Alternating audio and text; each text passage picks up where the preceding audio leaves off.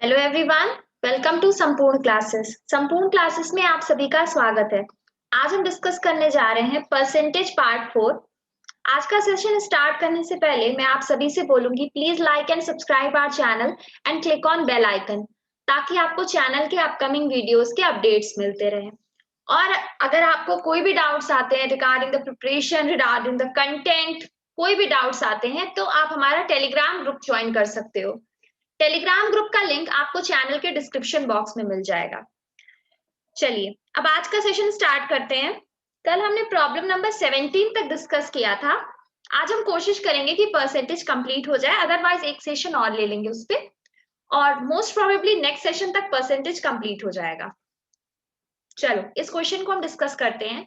In an examination 34% of the students failed in mathematics, 42% failed in English. If 20% of the students failed in both subjects, then you are supposed to find out the total number of students who are passed. देखो, जब भी इस type की problem हमारे सामने आए जिसमें fail या पास की बात की जाए, तो कोशिश ये करनी चाहिए कि हम सबको एक पैरामीटर में चेंज कर लें, ताकि हम आसानी से कैलकुलेशन कर सकें। यहाँ पे क्या है, 34% स्टूडेंट्स मैथ्स में फेल होते हैं, 42% स्टूडेंट्स इंग्लिश में फेल होते हैं। ये इंडिविजुअल वैल्यूज है।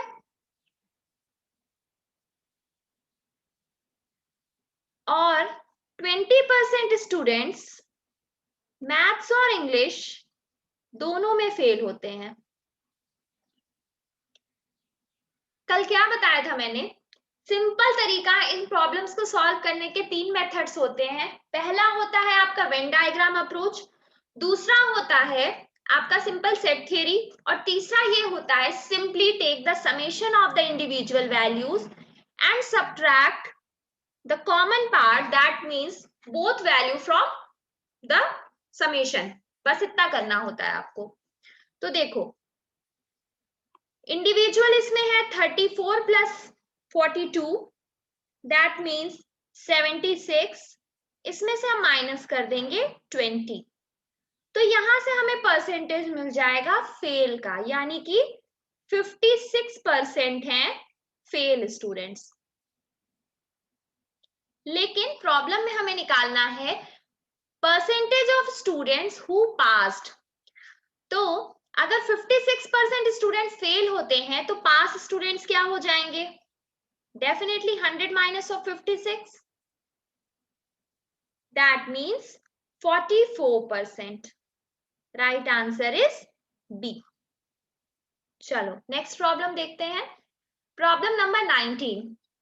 इन an examination conducted 60% of students failed in mathematics, 70% passed in physics, and 40% passed in both mathematics and physics. Then you are supposed to find out the percentage of students failed. देखो, failed हमें find out करना है, तो हम एक काम करें, हमें जितना भी डेटा दिया गया है हम सबको फेल में कन्वर्ट कर लें।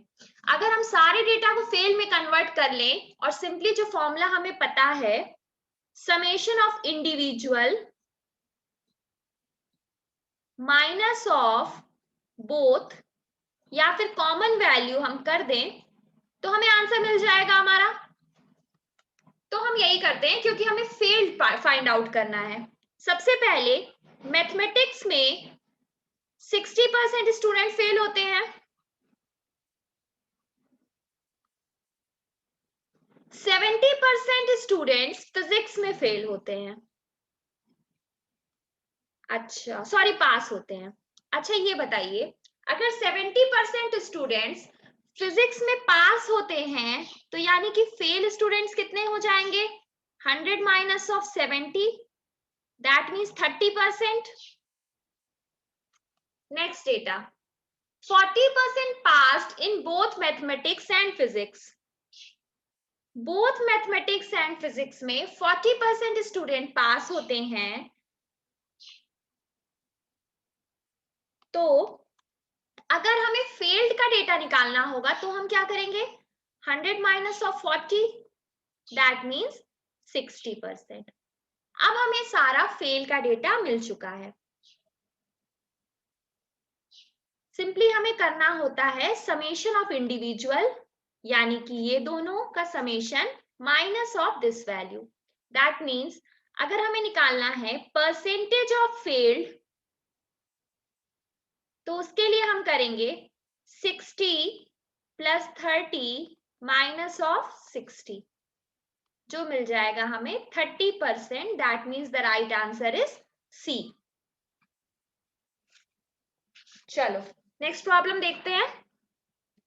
नेक्स्ट प्रॉब्लम यूपीएससी 2000 के क्वेश्चन पेपर में पूछी हुई प्रॉब्लम है। अब इस प्रॉब्लम को देखते हैं। In an examination, every candidate took physics or mathematics or both. इसका मतलब क्या है? टोटल हमारा क्या होगा? 100% होगा।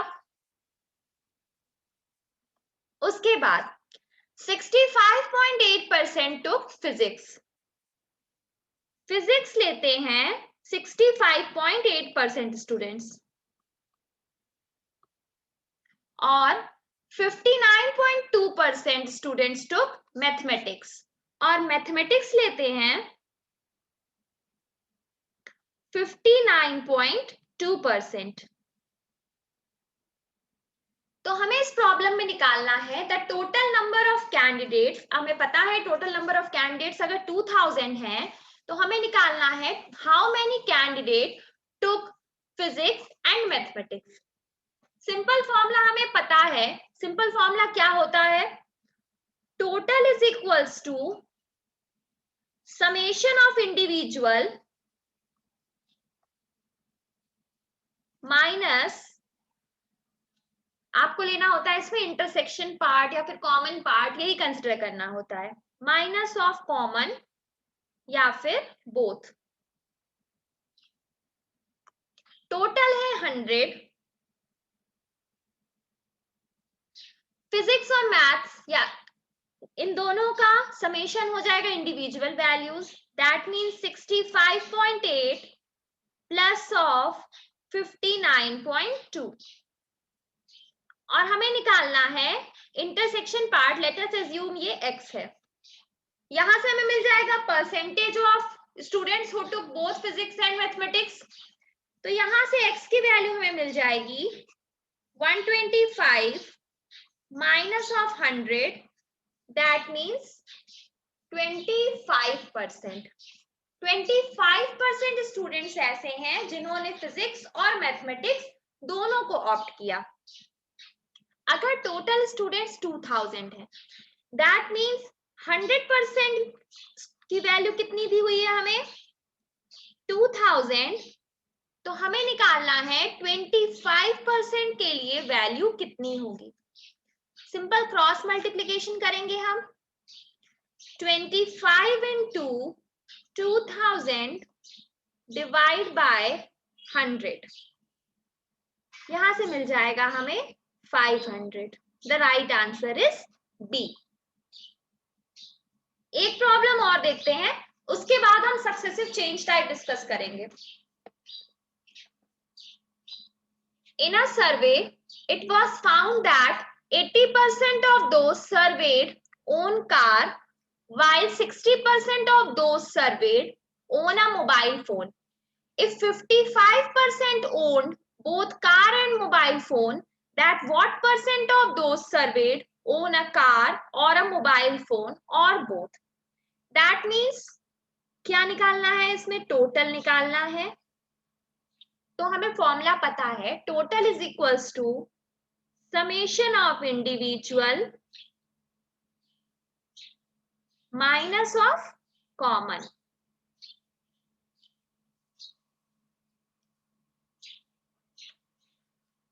इंडिविजुअल वैल्यूज हैं 80% ऐसे लोग हैं जिनके पास कार है, 80% प्लस 60% ऐसे लोग हैं जिनके पास मोबाइल फोन है, plus 60% minus of common part की अगर हम बात करें तो 55% लोग ऐसे हैं जिनके पास कार और मोबाइल फोन दोनों है, माइनस ऑफ 55%। सॉल्व करने पे आ जाएगा 85%. That means the right answer is C. चलो, ये यहाँ पे हमारा बेसिकली इस टाइप की प्रॉब्लम्स कवर हो गई। फेल पास टाइप में या फिर वेन डायग्राम्स टाइप प्रॉब्लम्स बोले या सेट थ्योरी टाइप प्रॉब्लम्स बोले, ये प्रॉब्लम टाइप यहाँ पे खत्म होता है। अब हमें आना है सक्सेसिव चेंज टाइप पे। सबसे पहले प्रॉब्लम नंबर 22 से हम स्टार्ट करेंगे। सबसे पहले हम इसका कन्वेंशनल अप्रोच देखेंगे। जब हमें कुछ नहीं पता, हमें कोई फॉर्मूला सक्सेसिव चेंज का नहीं पता, कुछ नहीं पता, सिंपली हम इसे कन्वेंशनल मेथड से सॉल्व करेंगे। चलो अब इस प्रॉब्लम को देखते हैं। If a price of a book is first decreased by 15% and then increased by 20%, then the net change in the price will be, okay? Suppose the price of the book is X.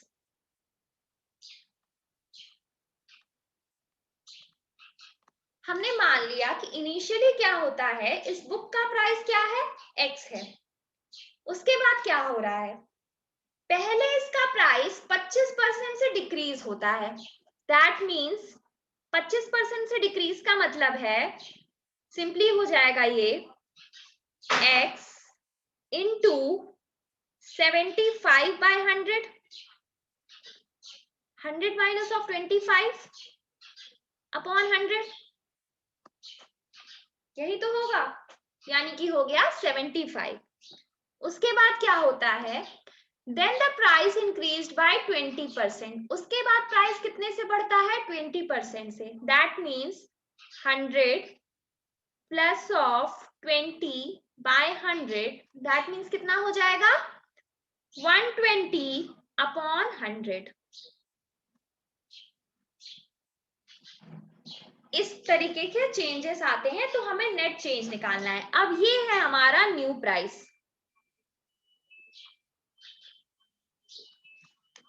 अच्छा, एक चीज और बताऊंगी, कई बार ऐसा होता है कि कुछ एग्जाम में एक टर्म आपको मिलेगा, वो होता है स्केलिंग फैक्टर। तो स्केलिंग फैक्टर कुछ नहीं होता है, सिंपली जिस वैल्यू से आपकी इनिशियल वैल्यू स्केल्ड अप होती है, यानी कि वो बढ़ती या घटती है, उसी को हम बोलते हैं स्केलिंग फैक्टर। यही है आपका स्केलिंग फैक्टर, और कुछ नहीं होता है स्केलिंग फैक्टर, सिंपल एक टर्म है।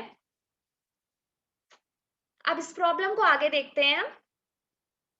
ये होगा आपका x into 0.75 into 1.2 is equals to कितना आ जाएगा, आई थिंक 0.9x आएगा। ये हो गया न्यू प्राइस।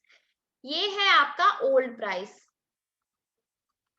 हमें नेट चेंज निकालना है। सिंपली नेट चेंज का फॉर्मूला पता है हमें, net change is equals to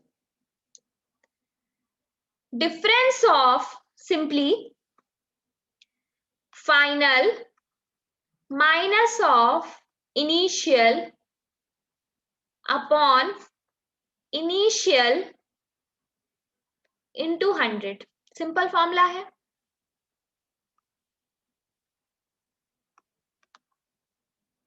जबकि ऐसा हो रहा है कि पहले बुक का प्राइस 25% से घट रहा है और उसके बाद बुक का प्राइस 20% से बढ़ रहा है, तो प्राइस हो जा रहा है 0.9x, यानी कि ये होगा फाइनल प्राइस और x होगा आपका इनिशियल प्राइस। इसको यहाँ सब्स्टिट्यूट करते हैं, 0.9x minus of x upon x into 100 कितना आ जाएगा, -10%, यानी कि decrease bye 10%। Right answer is a.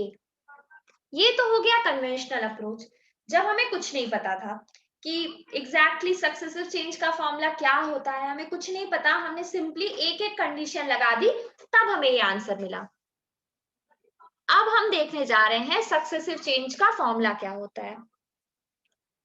अगर किसी क्वांटिटी के बारे में ऐसा कहा जा रहा है कि उसमें एक के बाद एक, यानी कि सक्सेसिवली x या फिर y, x और y से चेंजेस आते हैं तो नेट चेंज का फॉर्मूला होता है नेट चेंज इन परसेंटेज। अगर पहले x% से और y% से चेंज हुए हैं सक्सेसिवली तो नेट परसेंटेज चेंज का फॉर्मूला होता है x plus Y plus X Y by 100। इसमें बस एक चीज याद रखनी होगी आपको, एक साइन कन्वेंशन है, बस उसे याद रखिए। साइन कन्वेंशन क्या है? जब भी आप बोलेगा क्वेश्चन में कि इंक्रीज हो रहा है, whenever you are going to consider an increment, then you are going to consider a positive sign, while in case of decrement you are going to consider negative sign। यानी कि जब भी अगर मान लीजिए प्रॉब्लम में लिखा है इंक्रीज्ड बाय 10% तो आप लोगे +10, अगर बोलता है डिक्रीज बाय 10% तो आप क्या कंसिडर करेंगे? -10। चलो अब देखते हैं इससे आंसर हमारा आ रहा है कि नहीं आ रहा है, वेरीफाई करते हैं। If a price of a book is first increased by 25% and then increased by 20%, सबसे पहले क्या हो रहा है? 25% से डिक्रीमेंट हो रहा है, उसके बाद क्या होता है? 20% से इंक्रीमेंट होता है। तो हमें क्या फाइंड आउट करना है? Net change.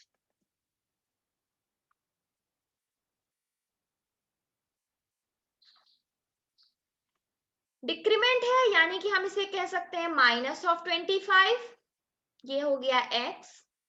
इंक्रीमेंट है यानी कि +20, ये हो गया y। ये फॉर्मूला हमें पता है नेट चेंज का, बस इसी में अब हम वैल्यूज रखते हैं, देखते हैं क्या मिलता है हमें। x plus Y plus X Y by 100, that means -25 plus 20 minus 25 into 20 upon 100, कितना मिल जाएगा? -10%। दैट मीन्स आंसर हमें वही मिल रहा है ए। यानी कि इस प्रॉब्लम से हमें ये पता चला जब भी हमें सक्सेसिव चेंज दिखाई पड़ेगा कि किसी एक क्वांटिटी पे एक के बाद एक दो चेंजेस आ रहे हैं परसेंटेज में, तो हम ये फॉर्मूला लगा देंगे net percentage change is equals to x plus Y plus X Y by 100। ये फॉर्मूला हम वहां पे अप्लाई करते हैं। एक प्रॉब्लम और देखते हैं इस पे। A number is increased by 20% and then decreased by 20%, then you are supposed to find out the final value of the number। Simply कोई एक नंबर है, पहले उसे 20% से बढ़ाया जाता है, यानी कि x की वैल्यू कितनी हो गई? +20। उसके बाद क्या किया जाता है? उसी नंबर को हम 20% से घटाते हैं, यानी y की वैल्यू क्या है? -20%। तो हमें निकालना है कि फाइनल चेंज कितना होगा। सिंपल फॉर्मूला है हमारे पास, क्या करेंगे हम? सिंपली नेट परसेंटेज चेंज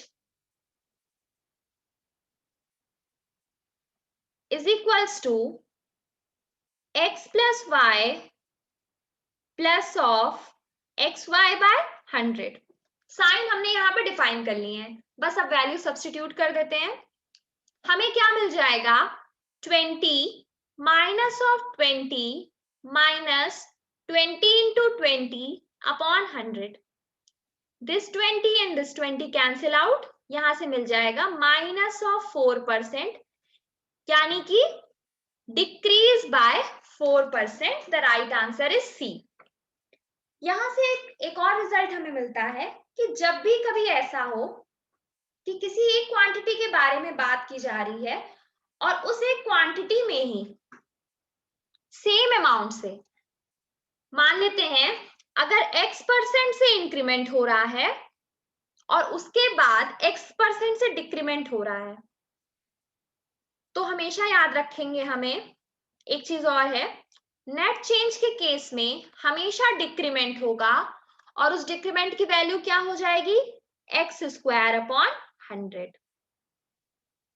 तो ये हमें याद रखना है कि अगर कोई एक क्वांटिटी है जिसमें सेम परसेंटेज से इंक्रीमेंट हो रहा है या डिक्रीमेंट हो रहा है, या फिर डिक्रीमेंट हो रहा है या इंक्रीमेंट हो रहा है, ऑर्डर कुछ भी हो सकता है, अगर ऐसा हो रहा है लेकिन सेम क्वांटिटी से, तो क्या होगा, नेट चेंज के केस में हमेशा डिक्रीमेंट होगा और इसकी वैल्यू होगी एक्स स्क्वायर अपॉन 100।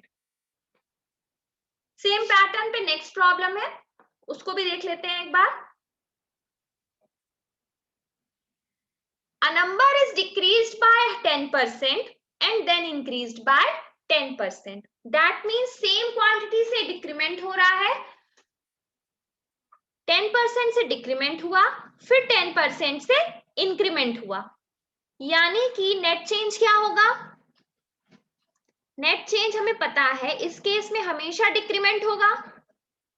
कितना हो जाएगा, एक्स स्क्वायर अपॉन 100।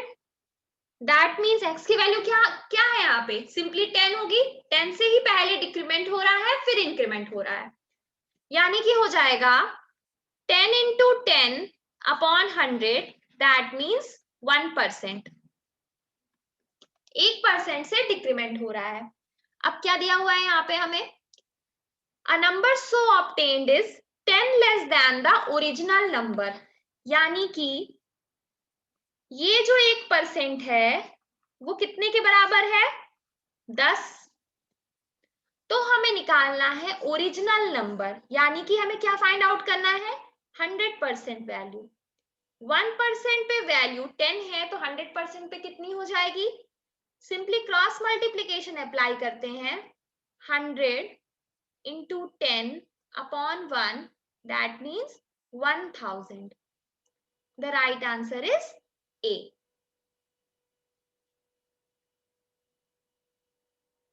चलो नेक्स्ट प्रॉब्लम देखते हैं, प्रॉब्लम नंबर 25।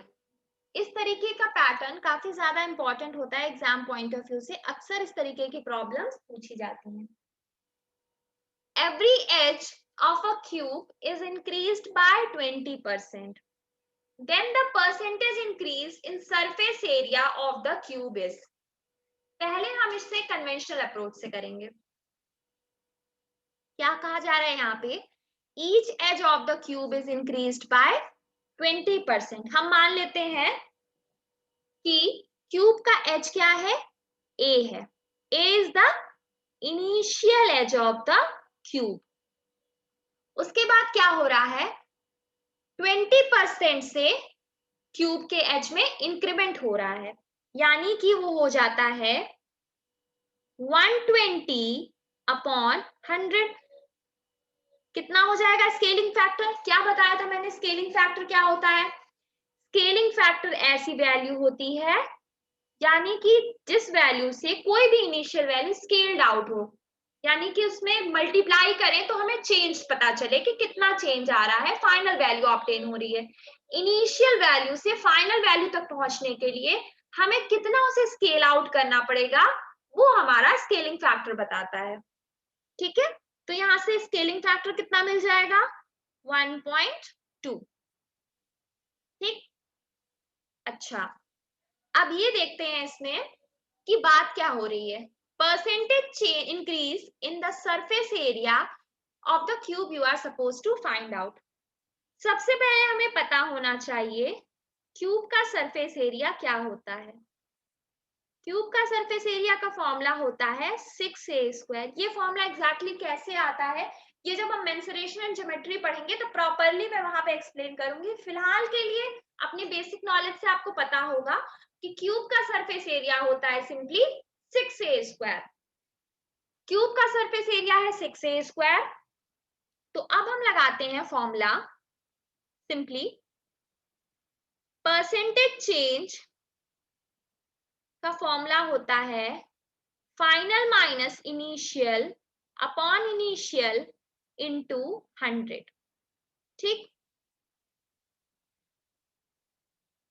पहले सरफेस एरिया क्या था, अब यहां पे हम देखते हैं इनिशियली जब क्यूब का एज ए था तो सरफेस एरिया क्या था, 6a²। उसके बाद जब 1.2 से वो स्केल्ड आउट होगा तो वैल्यू कितनी हो गई? फाइनल वैल्यू हो गई 6 इंटू 1.2a होल स्क्वायर। बस इसी को सब्स्टिट्यूट कर देते हैं यहाँ पे, सिंपली 6 1.2 स्क्वायर इंटू ए स्क्वायर। बस इसको यहाँ सब्स्टिट्यूट कर देते हैं। फाइनल वैल्यू है 6 1.2 whole square A square minus of 6a square upon 6a square into 100। कितना हो जाएगा यहाँ से? 1.2 square minus of 1 upon 1 into 100, that means 44%। The right answer is C. ये तो तब हम अप्लाई करेंगे अप्रोच जब हमें कुछ नहीं पता था, एग्जैक्टली हमें कोई आइडिया नहीं था कि हमें क्या करना है, एग्जैक्टली यहाँ सक्सेसिव हम अप्लाई कर सकते हैं कि नहीं कर सकते हैं। हमने सिंपली कन्वेंशनल फॉर्मूला अप्लाई किया, जो जो कंडीशंस दी हुई थी वो कंडीशन अप्लाई की, और उसके बाद सिंपली हमने सिंपल फॉर्मूला लगा दिया, percentage change is equals to the difference between the final value and initial value divided by the initial value, या फिर हमने बहुत स्टार्टिंग में क्या पढ़ा था, divide by the reference value. ये किया हमने। लेकिन अगर हम इस प्रॉब्लम को ध्यान से पढ़ें तो हम ये नोटिस करेंगे कि इस प्रॉब्लम में क्या लिखा है। Each edge of a cube is increased by 20% and then percentage increase in surface area you are supposed to find out. Surface area क्या होता है? 6a square. और ये कहा जा रहा है कि क्यूब के हर एक एज को 20% से बढ़ाया जा रहा है। अगर क्यूब के हर एक एज को 20% से बढ़ाया जा रहा है, यानी कि क्या हो जाएगा यहाँ पे? सिंपली ऐसा हो जाएगा कि हम यहाँ पे सक्सेसिव चेंज का फॉर्मूला अप्लाई कर सकते हैं। सक्सेसिव चेंज का फॉर्मूला अप्लाई करेंगे तो क्या हो जाएगा? x plus Y plus of X Y by 100। यहाँ पे x is equals to Y is equals to 20 है, इसको सब्स्टिट्यूट करेंगे तो क्या मिल जाएगा? 20 प्लस 20 प्लस 20 इंटू 20 बाय 100। इसे सॉल्व करेंगे तो कितना मिल जाएगा? 44%। That means the right answer is C. अब आज का सेशन हम यही एंड करते हैं, बाकी की जो प्रॉब्लम्स हैं वो हम कल देखेंगे। प्लीज आज का सेशन खत्म करने से पहले मैं आप सभी से बोलूंगी, please like and subscribe our channel and click on bell icon, ताकि आपको चैनल के अपकमिंग वीडियोस के अपडेट्स मिलते रहे। Thank you.